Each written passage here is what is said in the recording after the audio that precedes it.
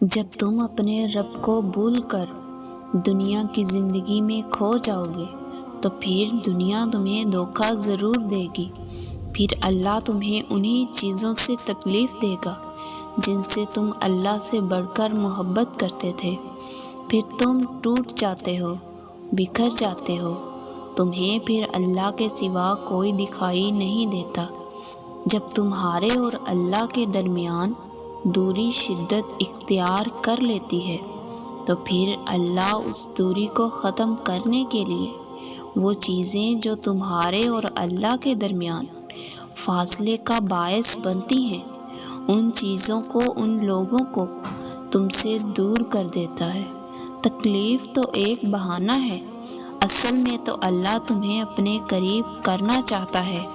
اصل میں وہ تمہیں بتانا چاہتا ہے کہ تم نے غلط جگہ اپنا وقت اور اپنے جذبات کو ضائع کیا ہے، تم نے غلط جگہ امیدیں وابستہ کی ہیں۔ اور انسان جب تک ٹوٹ کر بکھر نہ جائے وہ اپنے رب کی طرف رجوع نہیں کرتا، اس کی طرف نہیں لوٹتا۔ یہ تکلیفیں، یہ غم، ان کو برا مت کہو، یہ غم بھی کسی نعمت سے کم نہیں ہے تمہارے لیے۔ اس سے بڑھ کر اور کیا ہو سکتا ہے کہ یہ غم تمہیں اللہ کے قریب لے جائیں، تم اللہ کو راضی کر لو۔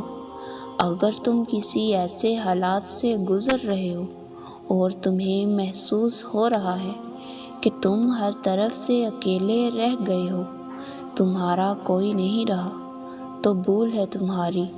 اللہ تو اپنے بندوں کے لیے ہر وقت میسر ہوتا ہے۔ تم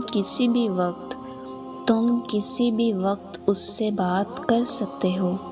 اس سے بات کرنے کے لیے تمہیں کسی کی نہ تو سفارش کی ضرورت ہوتی ہے اور نہ ہی تمہیں انتظار کرنا پڑتا ہے۔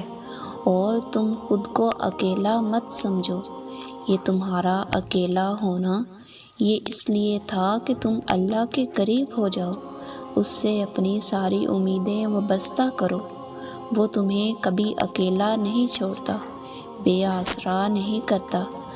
انسان اپنے رب کو بھول سکتا ہے مگر اللہ اپنے بندوں کو کبھی نہیں بھولتا۔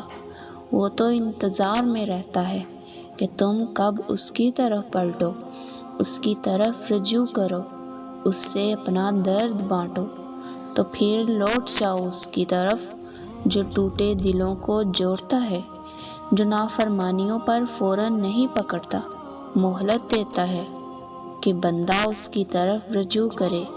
اگر اللہ نے تمہیں اکیلا کیا ہے تو تم خود کو اللہ کو سونپ دو، اس سے اپنی نافرمانیوں کی معافی مانگو، اس سے امید لگاؤ، وہ جو اپنے بندوں کی امیدیں قائم رکھتا ہے۔